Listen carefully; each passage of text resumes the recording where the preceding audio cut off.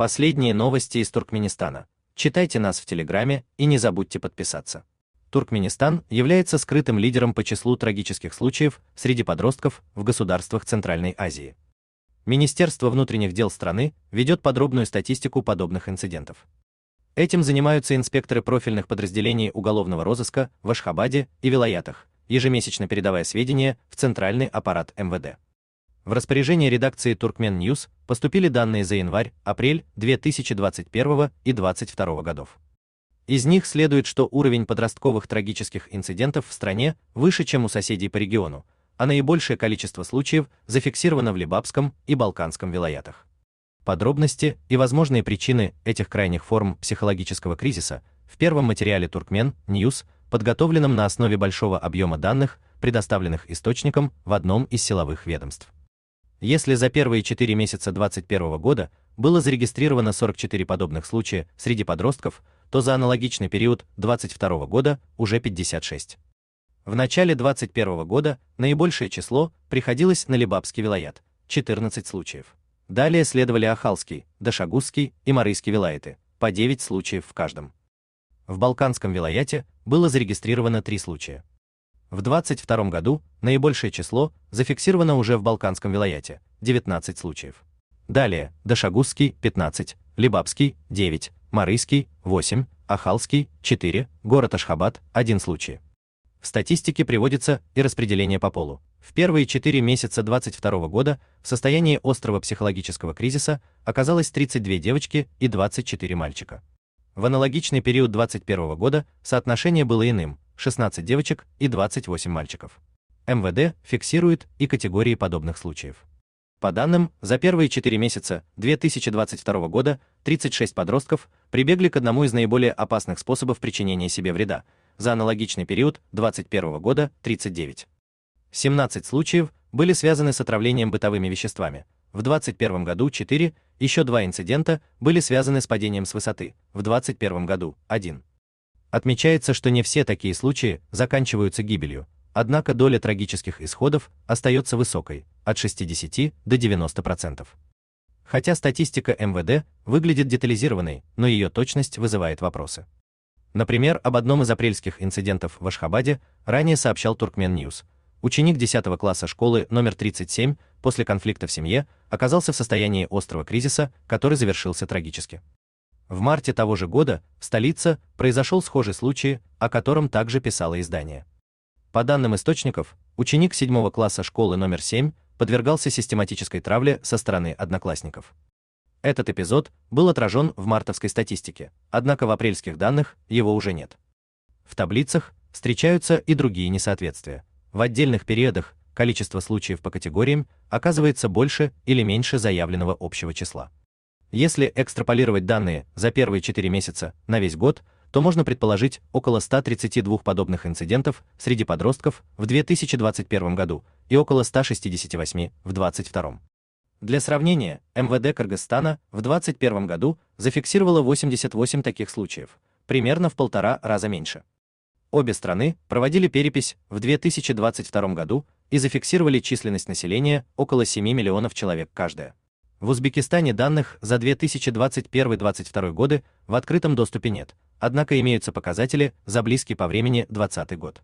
Было зарегистрировано 526 подобных случаев среди несовершеннолетних при населении около 38 миллионов человек. В пересчете на душу населения показатели сопоставимы с кыргызстанскими. В Таджикистане с населением около 10 миллионов человек МВД подобную статистику не публикует, однако офис детского омбудсмена сообщает о сравнительно невысоком уровне трагических случаев среди подростков. В 2022 году зарегистрировано 69 летальных исходов. В целом подобная статистика во всем мире считается заниженной. Из-за высокой чувствительности темы такие инциденты могут классифицироваться как несчастные случаи, а информация о нефатальных эпизодах может не попадать в официальные отчеты.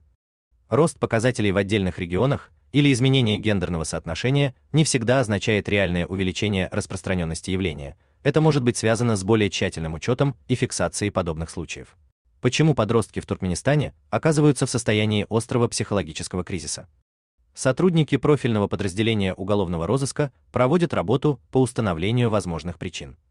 На каждого подростка составляется подробная характеристика с фотографией, проверяется, состоял ли он на учете в полиции или у специалистов, опрашиваются педагоги, одноклассники и родители.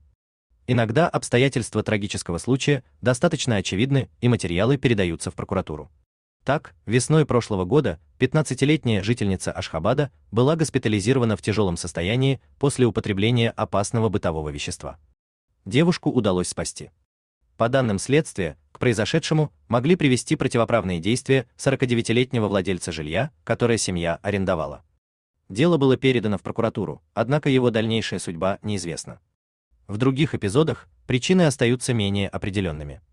В декабре 22 года в Ашхабаде 13-летняя школьница находилась в состоянии тяжелого психологического напряжения. Родители сообщали о ее подавленном состоянии и выраженных страхах. В апреле того же года 17-летний житель одного из этрапов Ахалского вилаята погиб при обстоятельствах, связанных с подобным кризисом.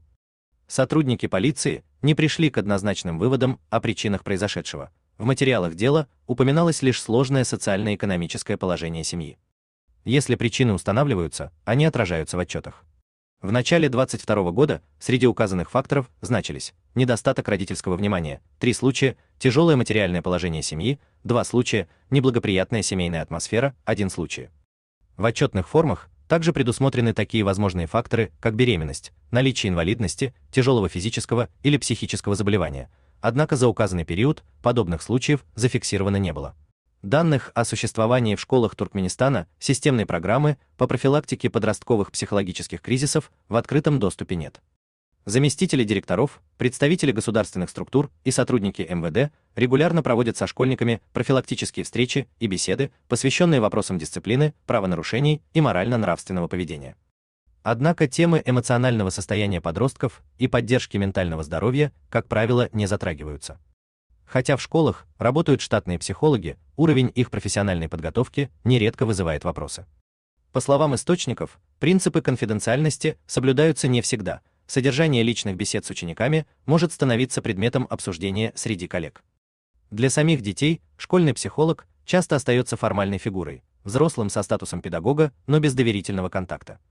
В результате подростки предпочитают не делиться личными переживаниями. Запретительные меры и жесткие профилактические разговоры нередко дают обратный эффект. Подросток может утратить интерес к учебе, пропускать занятия в течение длительного времени и в итоге вовлекаться в поведение, от которого его пытались предостеречь. Зафиксированы десятки случаев, когда 15- и 17-летние девушки вместо продолжения обучения вступали в ранний брак, нередко с согласия родителей. В отдельных регионах страны ежегодно регистрируется по 2-3 десятка подобных историй, как в столице, так и в вилаятах. Как правило, женихи старше своих невест, однако встречаются и случаи, когда оба подростка являются несовершеннолетними. Сексуальное просвещение в туркменских школах в основном сводится к идее полного воздержания до брака. В результате подростки часто самостоятельно ищут информацию, при этом имея ограниченные знания о контрацепции и семейной жизни в целом. Среди подростков, попадавших в поле зрения полиции, были и те, чье поведение резко менялось после смерти близкого родственника. Многие ограничивались нарушением дисциплины, другие – длительным пребыванием вне дома. Возможно, если бы в подобных ситуациях первыми подключались специалисты по психологической поддержке, а не правоохранительные органы, уровень внутреннего напряжения и деструктивного поведения среди подростков был бы ниже. Это могло бы снизить и уровень травли в школьной среде, а также предотвратить развитие тяжелых психологических состояний. В Туркменистане с 2022 года провозглашена так называемая эра возрождения новой эпохи могущественного государства, пришедшая на смену эпохи могущества и счастья. Громкие лозунги, однако, мало связаны с повседневной реальностью и нередко вытесняют из публичного пространства сложные и болезненные темы. Вряд ли кто-то из чиновников готов открыто признать, что даже в условиях официального оптимизма часть молодых людей переживает тяжелые психологические кризисы, иногда приводящие к трагическим последствиям. Между тем, международная практика показывает, эффективная профилактика подобных случаев включает не только прозрачный учет, но и раннее выявление групп риска, подготовку медицинских работников и педагогов, просветительские программы для молодежи, а также доступную систему психологической помощи.